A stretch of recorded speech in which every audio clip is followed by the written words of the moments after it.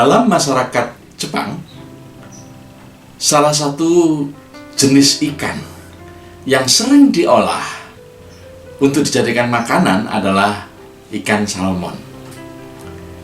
Ikan salmon akan terasa jauh lebih segar, jauh lebih lezat dan nikmat apabila saat hendak diolah menjadi makanan, ikan itu dalam kondisi masih hidup.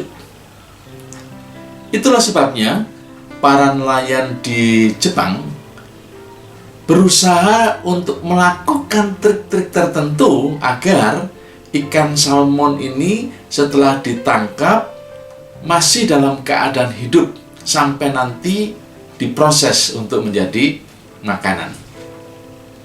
Nah, jadi suatu masalah ketika ada di perjalanan, ternyata banyak ikan salmon yang tidak bisa bertahan hidup atau mati. Lalu kemudian diupayakan oleh para nelayan ini untuk membuat semacam kolam atau tempat penampungan agar ketika ditangkap oleh nelayan dimasukkan ke kolam itu. Tujuannya agar ikan salmon ini masih tetap hidup ketika ada di perjalanan menuju ke tempat pengolahan. Nah, trik ini ternyata tetap masih tidak begitu besar gunanya, karena ikan salmon juga tetap mati ketika ada di kolam atau tempat penampungan itu.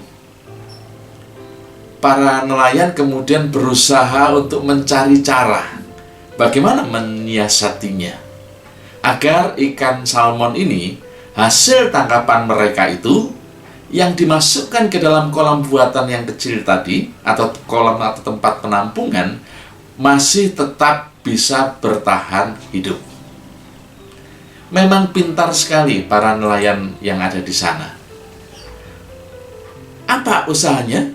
Dan kenapa saya katakan pintar? Karena di kolam tempat penampungan ikan salmon yang sudah ditangkap tadi, mereka berusaha, para nelayan ini berusaha untuk memasukkan seekor ikan hiu kecil. Bukan yang besar, tapi yang kecil. Dimasukkan menjadi satu dengan ikan-ikan salmon yang sudah ditangkap oleh para nelayan itu. Apa akibatnya? Ikan hiu kecil ini berusaha memangsa atau mengejar-ngejar ikan salmon ini. Akibatnya apa? Ikan salmon ini berusaha untuk mempertahankan diri. Dengan apa? Bergerak sedemikian rupa. Dan mereka terus bergerak. Karena jika ikan salmon ini berhenti bergerak, maka akan dimangsa oleh ikan hiu kecil ini.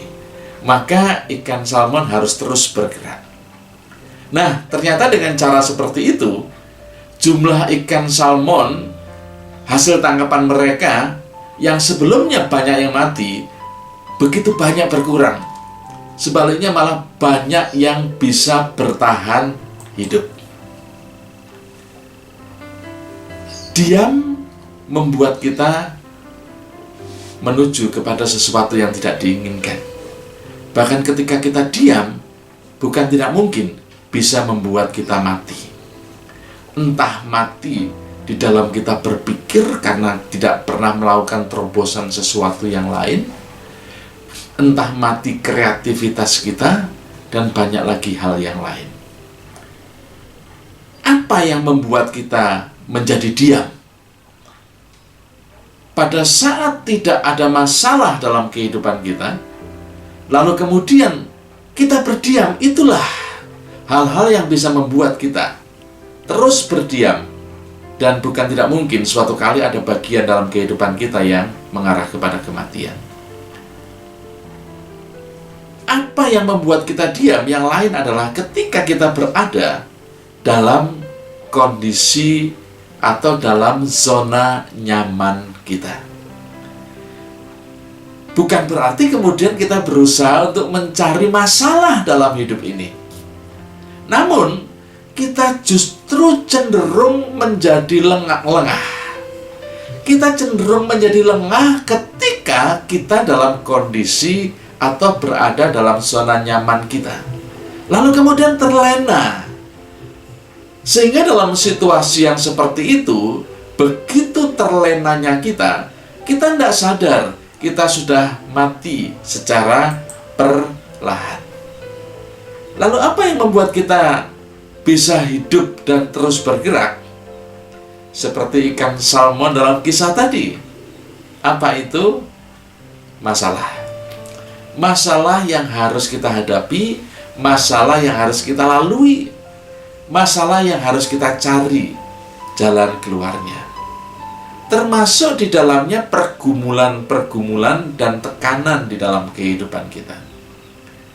Sebab itu, ketika Tuhan mengizinkan masalah datang dalam kehidupan kita, naluri kita secara otomatis akan membuat kita terus bergerak aktif untuk mencari cara mengatasi masalah tersebut.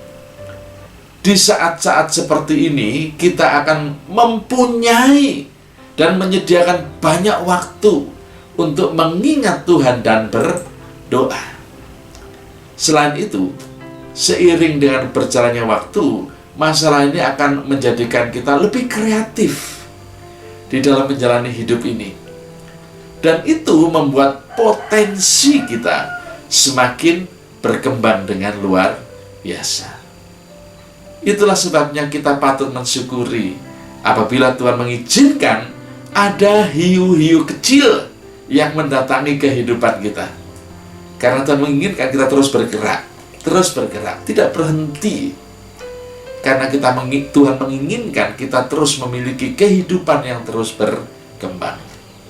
Jangan berusaha untuk mengutukinya, melainkan kita harus mampu mengarahkan pandangan kita jauh ke depan dengan ucapan syukur kita. Sehingga masalah-masalah itu akan memproses, mengasah kehidupan kita semakin tajam lagi, semakin membuat kita bisa melihat sesuatu yang jauh ke depan lebih baik lagi. Tuhan Yesus memberkati.